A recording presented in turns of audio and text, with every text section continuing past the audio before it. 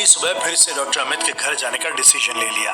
कुणाल के हॉस्पिटल जाने के बाद रिद्धिमा सबसे नजरें चुराती हुई फिर से उसी जगह पर जा पहुंची।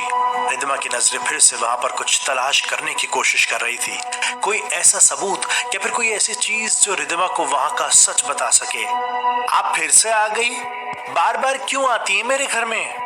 रिद्धिमा ने पलट कर देखा, फिर से वही छोटी बच्ची उसे वहां पर उस घर में नजर आई। उसे देखकर रिद्धिमा मुस्कुराने लगी। अरे तुम अभी तक यहाँ हो? कल कहाँ चली गई थी? उस बच्ची ने गुस्से से भरी निगाहों से रिद्धिमा के चेहरे की तरफ देखा। ये मेरा घर है, कहीं जाऊं?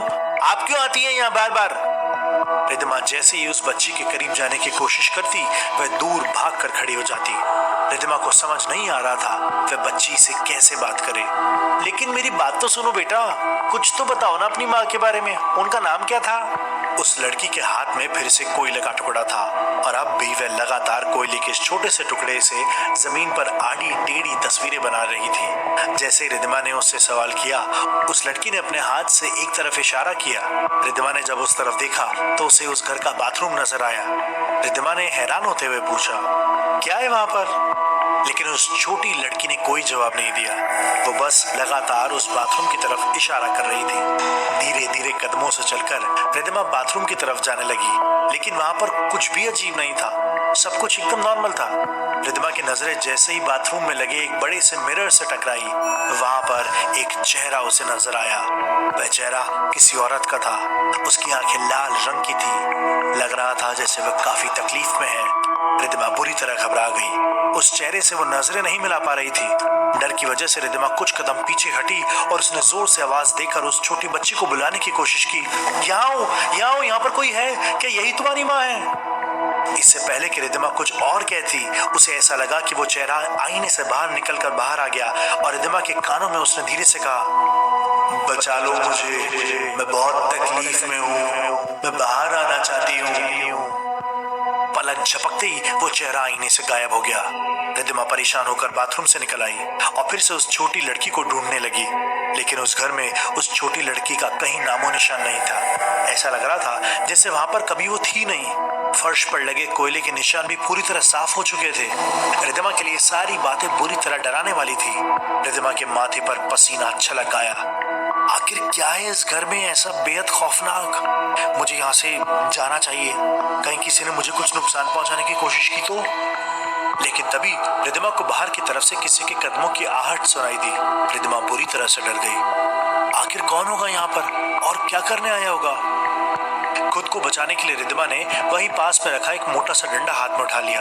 रिद्धिमा ने सोच लिया था अगर किसी ने उस पर हमला करने की कोशिश की तो वो उसे छोड़ने वाली नहीं है। कदमों की आहट धीरे धीरे रिद्धिमा के पास आ रही थी और रिद्धिमा का दिल जोरों से धड़क रहा था। बदहवास हालत में जैसे ही उसने उस शख्स की परछाई दीवार पर देखी, वह खींचकर डंडा उसके सिर पर मारने की कोशिश करती है, लेकिन उसने अपने मजबूत हाथों से वह डंडा पकड़ लिया। जो शख्स सामने था उसे देखकर रिद्धिमा न केवल घबरा गई बल्कि हैरान भी हो गई। कुणाल, तुम क्या कर रहे हो यहाँ पर? कुणाल ने गुस्से से रिद्धिमा से पलट कर सवाल किया। ये तो मुझे तुमसे पूछना चाहिए, तुम क्या कर रही हो यहाँ पर? इस तरह अचानक कुणाल के वहां पर आ जाने से रिद्धिमा के लिए अपने वहां आने की वजह को छुपाना मुश्किल हो गया था। उसे समझ नहीं आ रहा था कि वो कुणाल से क्या कहे। सॉरी कुणाल, बस ये तो। कुणाल ने नाराजगी जताते हुए कहा, मैंने तुम्हें इस घर की तरफ आते देख लिया था रिद्धिमा, क्या चल रहा है ये सब? वैसे तुमने अच्छा नहीं किया, तुम जानती हो ना इस घर के बारे में लोग कैसी कैसी बातें करते हैं, अगर तुम्हें कुछ हो जाता तो। रिद्धिमा ने कुणाल को समझाने की कोशिश की, लेकिन कुणाल जानते हो इस घर में बहुत कुछ अजीब है। वहाँ बाथरूम में जो मिरर लगा हुआ है उसमें एक चेहरा। रिद्धिमा की बात अधूरी रह गई। कुणाल ने गुस्से से चिल्लाते हुए कहा, बस करो, तुमसे कितनी बार कहा है इन सब बातों से दूर रहो। हमारा बच्चा इस दुनिया में आने वाला है, उसकी सेहत के लिए सब सही नहीं है, तुम जानती नहीं हो सब चीजें कितना गलत असर डाल सकती हैं। कुणाल को इस तरह नाराज देखकर रिद्धिमा को बहुत बुरा लग रहा था। उसे जिस बात का डर था आखिर वही हो गया। रिद्धिमा पहले से ही जानती थी कि कुणाल को अगर गलती से भी पता चल गया कि वह गांव में छुपे आत्माओं के रहस्य को पता करने की कोशिश कर रही है तो वह नाराज हो जाएगा, और ऐसा ही हुआ। रिद्धिमा को वहां पर देखकर कुणाल को बिल्कुल भी अच्छा नहीं लग रहा था, इसीलिए उसने अपना डिसीजन रिद्धिमा को सुना दिया। आज रात हम दिल्ली जा रहे हैं। रिद्धिमा ने घबराते हुए पूछा, लेकिन कुणाल, हम तो 4 दिन बाद जाने वाले थे ना। कुणाल ने अपना डिसीजन सुनाते हुए कहा, जाने वाले थे, लेकिन मुझे अब तुम पर भरोसा नहीं है।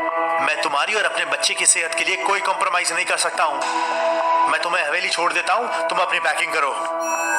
रिद्धिमा समझ चुकी थी, अब वो कुणाल को किसी भी तरह से समझा नहीं सकती थी। उसे कुणाल की बात माननी ही होगी। कुणाल रिद्धिमा को हवेली लेकर आ गया। रुक्मा जी और भैरव जी को भी बता देना तुम आज रात यहाँ से जा रही हो।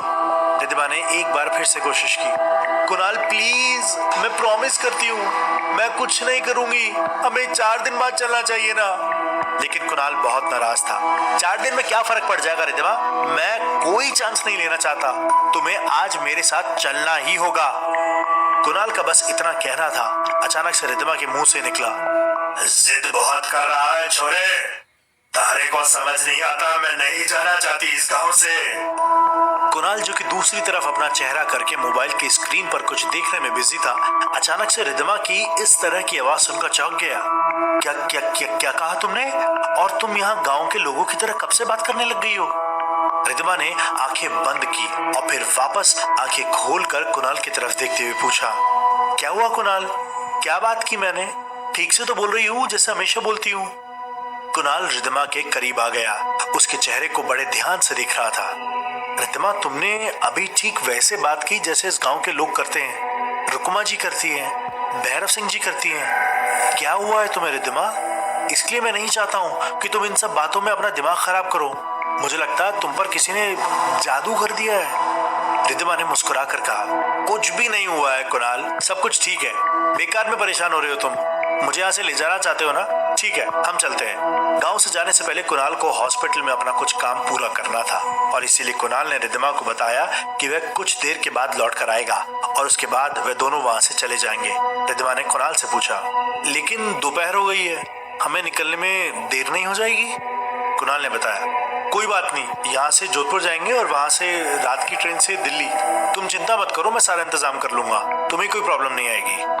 एक बार फिर से रिद्धिमा का जवाब सुनकर कुणाल शॉक्ड हो गया और डर भी गया। हमारा जाने का मन है, अच्छा लगता है इस गांव में हमारी जान बसती है। इस बार कुणाल की आंखों में खौफ नजर आने लगा था। कुणाल को इस बात की आशंका हो गई थी कि शायद रिद्धिमा के साथ कुछ बहुत गलत हुआ है।